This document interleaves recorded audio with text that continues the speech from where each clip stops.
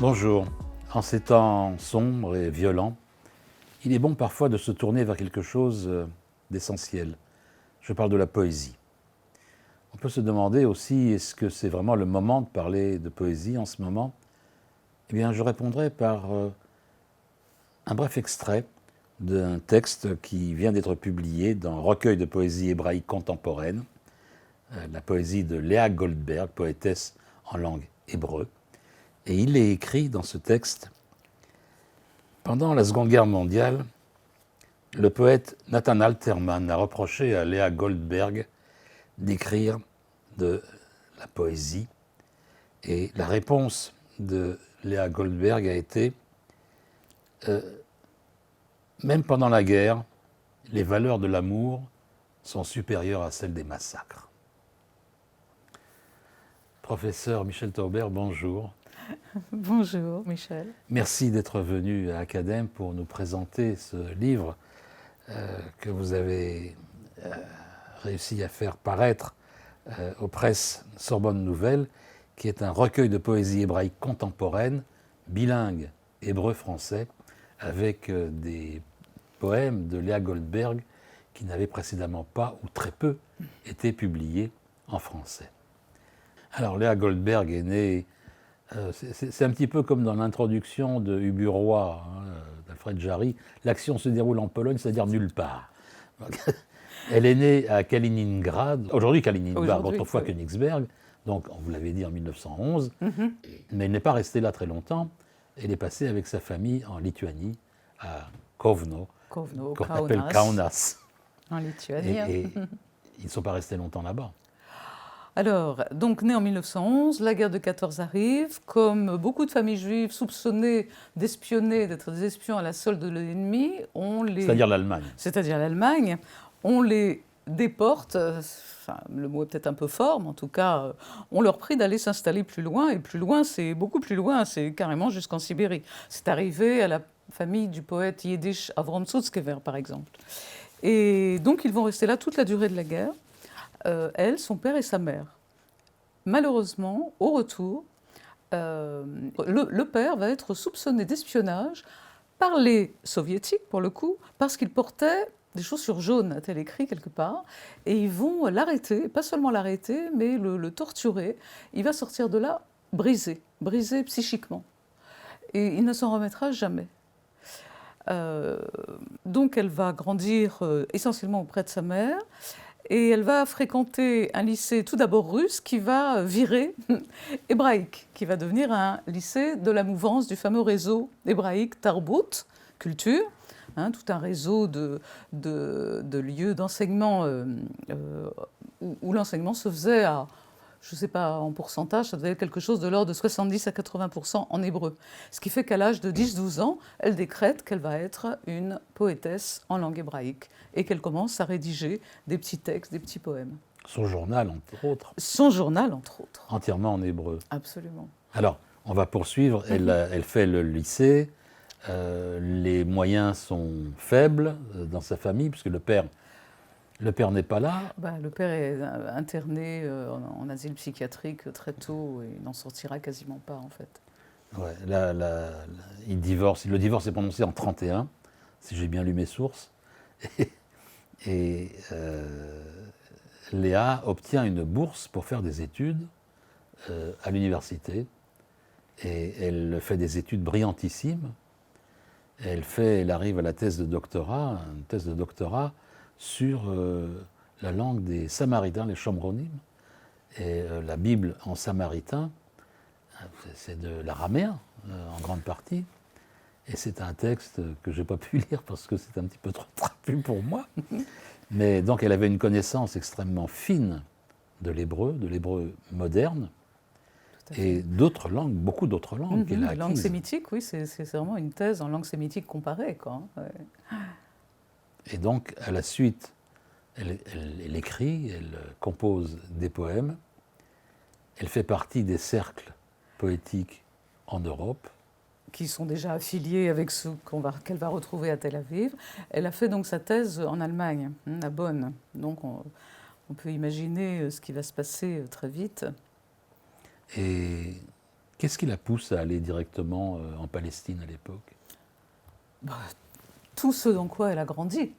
Hein, le fait d'avoir fréquenté cette école Tarbout, où l'on injectait quasiment aux enfants, aux élèves, l'amour de la terre d'Israël. Je renvoie nos spectateurs, encore une fois, au très beau récit que fait Sonia, la tante de Amos Oz, dans Une histoire d'amour et de ténèbres, où elle raconte comment le professeur de géographie de la terre d'Israël les emmène en voyage pendant le cours, alors qu'ils sont à Rovno, les emmène en voyage en terre d'Israël.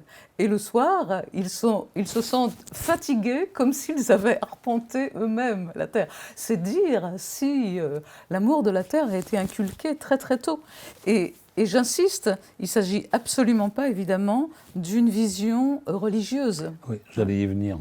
Tout est complètement culturel, d'où le nom de ce réseau Tarbout, qui insiste justement sur l'idée d'enseigner aux enfants ce que c'est que la culture hébraïque. On n'est pas loin du cananéisme, mais ce sera pour la prochaine émission. Une autre fois. C'est un sionisme socialiste. Complètement. De gauche, très à gauche même. Tout à fait. À telle enseigne que lorsqu'elle arrive à Tel Aviv, elle rejoint les premiers journaux Davar, qui est l'organe du mouvement socialiste sioniste. Tout à fait. À la Mishmar, qui est l'organe de la Shomer HaTzaïr. Les Shmutznikim, c'est la gauche de la gauche. La gauche de la gauche. À l'époque. Et bizarrement, elle commence à travailler, à Davar, elle commence aussi à publier dans Davar Layladim, le Davar pour les enfants. Tout à fait.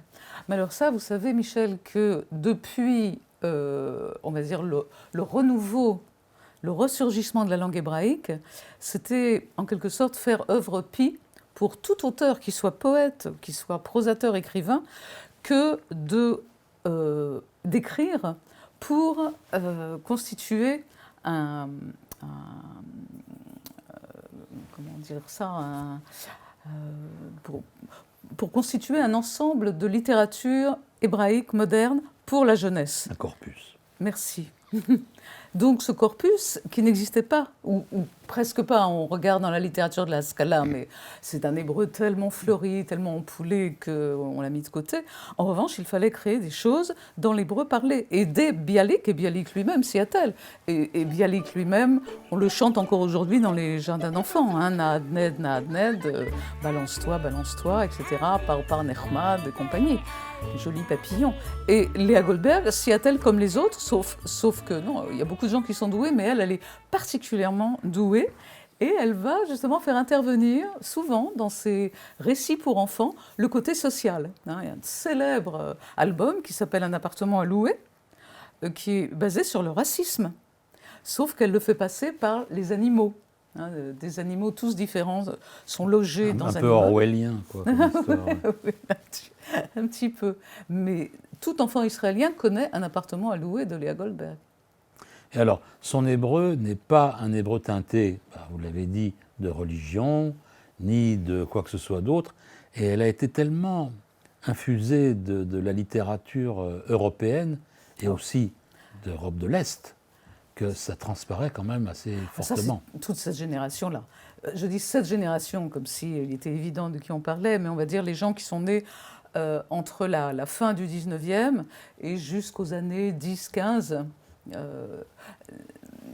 Les générations suivantes se tourneront plus vers une littérature anglo-saxonne. Mais étant tous nés donc dans cette Europe orientale, centrale, et ayant souvent grandi à proximité de cette littérature, d'abord russe, évidemment, la grande littérature russe, laquelle proposait des traductions, si l'on ne connaissait pas d'autres langues, ce qui n'est pas le cas de Léa Goldberg, qui va vraiment ingérer diverses langues européennes comme un rien, et lire dans le texte en allemand, en italien, en français, en anglais. Et en ancien français. Et en ancien français, qui plus est, tout à fait. En tout cas, la littérature russe et la poésie russe, effectivement, de l'âge d'argent, c'est-à-dire Anna Akhmatova et Ossip Mandelstam et Marina Tsvetaeva vont être vraiment pour elle des modèles, enfin des compagnons de route, pour le coup. Alors, elle publie, elle écrit dans les journaux, pour vivre, parce qu'il faut vivre aussi, on ne vit pas d'air et de poésie, elle fait de la publicité rimée. pour des produits tout venant. Moi, ça me fait penser à des publicités que tout le monde chantait dans les cinémas israéliens des années 60 et 70. La publicité pour le savon Nekashev, où il y a Rock ou Kachol ou Lavan, tac, tac, tac, et tout le monde applaudissait. Elle écrivait des trucs comme ça. C'est délirant de oui, mais penser à comme ça. vous dites, il faut bien vivre. Elle était aussi conseillère culturelle auprès du théâtre Abîme. Oui, mais là aussi, je Bon, pense qu'il là, n'avait elle pas, devait pas non plus. pas gagné beaucoup. Non, c'est sûr. Donc elle a travaillé, elle a beaucoup travaillé, elle a beaucoup publié, Et la traduction. et elle a beaucoup traduit. Et la traduction. Alors, moi, ça aussi, ça fait partie sidéré. du fameux corpus. Il faut faire passer en hébreu les œuvres du patrimoine littéraire universel. Alors j'espère que... Je n'ai pas lu ces traductions, je dois dire, mais vous avez fait ça.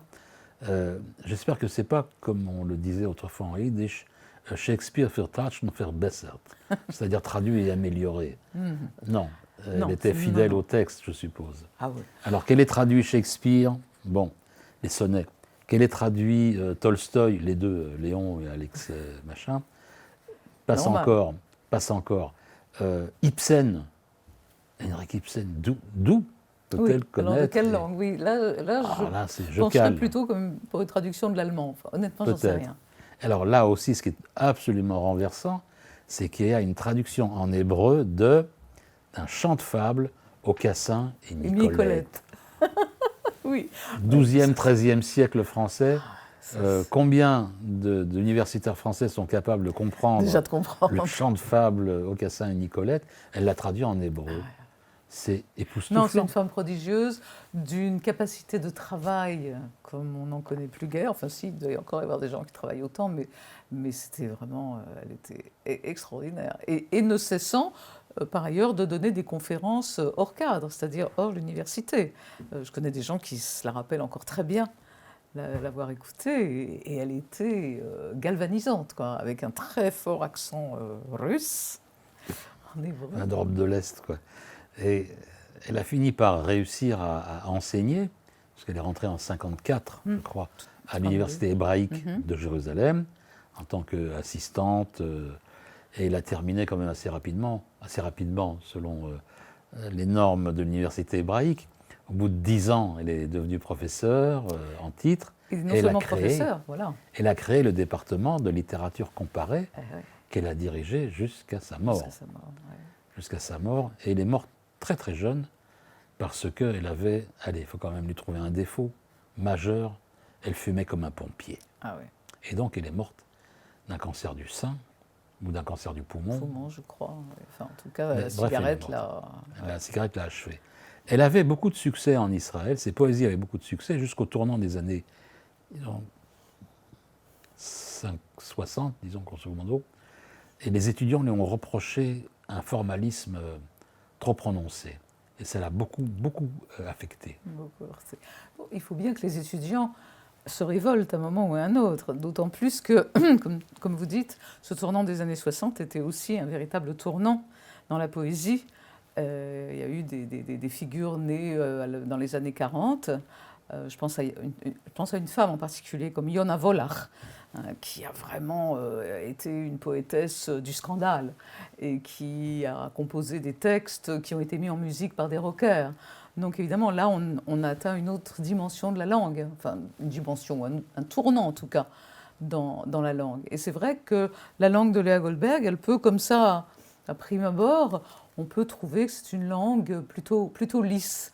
Mais quand on rentre dedans, et quand on rentre dedans en particulier pour la traduire, ce qui n'est pas une mince affaire, parce qu'on se dit « Oh, bah ça, c'est facile, voilà, on comprend tout, on comprend chaque mot. Hein. » Mais en même temps, tout ce qui se dissimule en filigrane, justement, sous ces vers qui ont l'air tout à fait, encore une fois, très, très souples et très ductiles, eh ben, c'est pas tout à fait ça, parce qu'il y a plein de choses en sous-main. Vous dites dans votre intro que ça aurait pu être...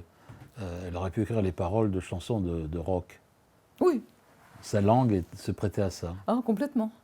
Complètement, oui. Mais un Goldberg rockstar, je crois qu'elle... Et d'ailleurs, malheureusement pour elle, elle aura très très peu assisté à l'éclosion de mise en musique de ses poèmes, qui a commencé dans les années 70. Et elle est morte en 70. après sa mort. Et moi, j'ai à la maison un double CD de poèmes de Léa Goldberg mis en musique. Et c'est pas exhaustif, hein, il y a vraiment beaucoup, beaucoup de textes. Et puis, comme toujours, plusieurs décennies plus tard, hein, tout à coup, on s'aperçoit que, ah, bah tiens, cette poétesse n'était pas si mauvaise que cela. בכורה שלי, ארץ לא אביונה, למלכה אין בנית, למלך אין כתר, ושבעה ימים אביב בשנה, וסגריר וגשמים כל היתר. אך שבעה ימים הורדים פורחים, ושבעה ימים הטללים זורחים, ושבעה ימים חלונות פתוחים. וכל קבצנייך עומדים ברחוב, ונושאים חברונם אל האור הטוב, וכל קבצנייך שמחים. Rentrons un petit peu dans, Oui, dans le vif du sujet. le vif du sujet. Comment est-ce que vous caractériseriez le style de Léa Goldberg? Alors, c'est très curieux, parce qu'en France, on a l'habitude, on dit soit c'est du lyrisme, soit c'est une poésie intimiste. Et là, elle réussit à allier les deux. Et là, je pense qu'elle a quand même été très influencée par la poésie russe, justement, de quelqu'un comme Akhmatova, où on a en même temps une poésie lyrique, une poésie intime, très, très, très, très forte, vraiment, et en même temps les grands effets de manche, si je puis dire. Mais chez Léa Goldberg, tout est toujours extrêmement Mesuré. avec beaucoup de réserve, beaucoup de retenue, beaucoup de pudeur aussi. Et c'est pour ça que quand le très célébrissime poème Mishirei Eretz Ahavati, poème du pays de mon amour, vous trouverez au bas mot une dizaine de commentaires, hein, c'est presque pire que pour un seul et unique verset biblique, sur ce poème, parce que tout le monde discute de savoir quel est ce pays, quelle est cette terre, pays de splendeur et de misère, au long de l'année, 7 jours de printemps et tempête et pluie tout le restant. Alors on dit, oh, c'est pas possible que ce soit Eretz Israël, c'est pas possible. Les gens disent c'est la Lituanie. Alors les gens disent c'est la Lituanie, mais d'autres gens vont dire, et de façon encore plus intéressante peut-être, c'est sa poésie, c'est son territoire poétique. On peut vraiment gloser à l'infini. Cette poésie ne se décrypte pas comme ça à première lecture. C'est quand même, je dirais pas qu'elle est hermétique, il ne faut pas exagérer, mais comme toute bonne poésie, on va dire, on peut aller chercher entre les lignes ce qui s'y cache. Eh bien, ça se cache bien d'ailleurs, parce que l'hébreu lui-même est une langue qui est extraordinairement synthétique. Elle est d'une brièveté quasiment cassante. D'accord. Par moment, il suffit de prendre un texte de 5 lignes en hébreu, de le traduire en français, ça fait le double, au moins. Facilement, oui. Facilement. Et chaque mot peut être interprété. Ah, voilà. Alors, comme vous dites au départ, ouais, ça a l'air hyper simple, on peut comprendre chaque mot. Mais là, si je prends, vous avez choisi le poème du pays de mon amour, déjà, pourquoi pays et pas terre? En hébreu, c'est gros problème de Mishirei Eretz Ahavati. Eretz, c'est le pays, c'est la terre. Mais c'est et les pourquoi deux. Pas la terre? Pourquoi le pays? Deux. Bon, c'est un choix. C'est un choix. Bah, oui, disons qu'en français, la terre, c'est la terre. Bah, ouais. Arrête, c'est quand même une alliance des deux. Alors déjà, et Ahavati, quel est cet Ahava de mon amour? Mais attendez, on ne va même pas aller jusque-là. Mechora Sheli, c'est l'ouverture, le premier mot du premier vers. Et déjà, interpelle. Oula. Alors, de quoi il s'agit? Est-ce qu'il s'agit, comme c'est traduit par Mater. Mater, est-ce que c'est mon aimé, mon adoré, ma passionnée? Voilà. Alors c'est là que la licence poétique intervient. Non seulement cela, mais alors si on prend le premier mot, je prendrais même le premier mot du titre, Mishirei Eretz Ahavati. C'est-à-dire... Qui? Ou bien je ne pensais pas à qui, qui, mais ah bah ouais, ça Mishirei Eretz Ahavati, parmi tous ces poèmes voilà, oui. que j'ai écrits à ma terre d'amour, ou la terre de mon amour. Ouais. Est-ce que c'est la terre qui est son amour? Est-ce qu'elle a un amour caché, enfin, je veux dire, dont elle ne veut pas prononcer le nom? Un amour de chair et de sang, je veux dire. Il y en avait un. Il y en avait un, mais oui, elle n'a jamais été mariée. Il y en a eu plusieurs. Oui, oui. Il y en a un qui a vraiment marqué c'était Avraham Ben Yitzhak. Et il faut dire qu'elle a toujours été attirée par des gens qui étaient des hommes, qui étaient beaucoup plus âgés qu'elle. Avraham Ben Yitzhak avait quoi, une trentaine d'années de plus qu'elle. Plus. Il ne lui a pas rendu son amour. Monsieur Freud, évidemment, Oui, bon. aurait tout de suite son mot à dire, mais on ne va pas le dire, parce que Mais non, voilà, mais c'est non. pas aucun intérêt. Et dans Ce cette qui poésie, quand l'intéresse, même, c'est ce qu'elle écrit. ouais. Et dans ce qu'elle écrit, il y a justement cette solitude Terrible. qui est terrible chez elle. Terrible. Et dans le même recueil, c'est-à-dire vraiment dans la poésie, les poèmes du pays de mon amour, comme c'est traduit dans votre livre, il y a ce passage. Beretz ahavati hashaket poreach, beretz ahavati mechakim laoreach. Traduction, sur la terre de mon amour fleurit l'amandier, sur la terre de mon amour, on attend l'invité. Et oui. Elle l'a attendu, hein. Elle l'a attendu longtemps. Et cette solitude, elle est perceptible à travers absolument toute son œuvre. Il faut dire qu'elle a vécu, elle n'a pas vécu avec un amant, elle a vécu avec sa maman. Avec sa maman. Puisqu'on va rimer, Ah oui. elle a vécu avec sa maman qui est venue Qui lui a survécu. qui lui a survécu, en plus. Alors il y a effectivement cette solitude qu'on retrouve plus d'une fois. Et puis il y a je ne vais peut-être pas aller jusqu'à déchirement, mais tout de même, cette sensation d'appartenir à deux terres. Hein, d'où cette Au glose moins. infinie. Enfin, disons, cette Europe orientale dans laquelle elle est née, dans laquelle elle a grandi, ne la quittera jamais. Elle dit toujours dans le premier poème, hein, Oui. elle dit « Et de ville en ville, de nation en nation, j'irai avec mon chant et ma boîte à musique pour compter, vagabonde, ta lumineuse pauvreté, de pays en pays. » Vagabonde. Vagabonde pour quelqu'un qui s'est établi dans ce qu'elle considère comme être son pays, mais où elle est toujours une vagabonde. Non, Et ce alors, que je voulais dans citer, Oranim, c'était dans Arbre, où le premier arbre est un pin, et où elle évoque le chant du coucou, le manteau de neige, la glace verdâtre, etc., c'est page 109. Et surtout, elle s'adresse au pin, au Oranim. Seuls peut-être les oiseaux migrateurs savent, suspendus entre ciel et terre, cette douleur de deux patries, cette douleur, ke'ev, et zeh ke'ev, c'est encore plus fort que C'est cette vrai. douleur. Cette douleur-là. Avec vous, j'ai été planté 2 fois, avec vous, j'ai poussé les pins et mes racines dans 2 paysages différents. Très fort quand même. Dur. Hein, pour tous ces poètes qu'on a vraiment mis au premier plan, des poètes hébraïques qui incarnent véritablement l'israélianité dans toute sa splendeur.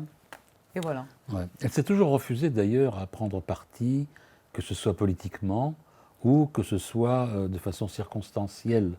Elle a... J'ai trouvé, comment j'ai trouvé, je ne sais plus comment j'ai trouvé ça, je l'ai sur mon ordinateur, elle a signé une pétition avec messieurs, entre autres, Magnès, Scholem, etc., en 62, contre l'exécution de d'Eichmann. Eichmann, en disant que on faisait le jeu, en fait, on rentrait dans le même jeu que les nazis en tuant Eichmann. Étonnant. Ouais. Oui, c'est effectivement une des seules fois où je l'ai trouvé prenant parti. Oui. Oui. Mais bon, puisque je vous ai sous la main, professeur Tourbert, vous allez pouvoir m'expliquer peut-être le dernier quatrain de ce poème, poème du pays de mon amour. Au matin, le soleil se lève, jaune d'or comme le cœur de la chute des feuilles, et à l'entrée de la ruelle gît le coq d'or égorgé. Waouh! J'ai du mal à comprendre.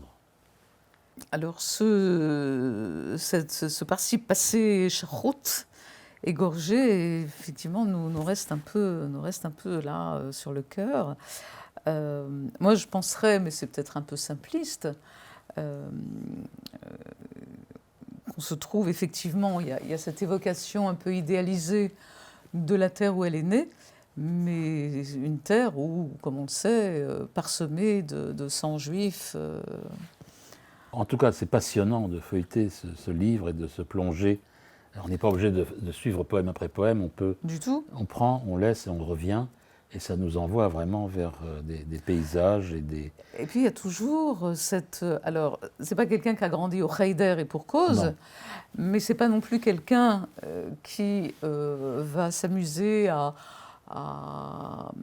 imprégner ses textes de fragments de versets bibliques, comme les auteurs de la génération précédente l'ont fait, et même des gens comme Alterman, qui a quasiment son âge, ou Shlansky, où on trouve quand même très vite les allusions. Chez elle, c'est très compliqué de les trouver, on les trouve quand même. Et non seulement on trouve des allusions au Tanakh, mais on trouve aussi un poème entier bâti sur un thème du Nouveau Testament, celui du Fils prodigue, par exemple, mais qu'elle va retravailler à la manière juive, si je puis dire.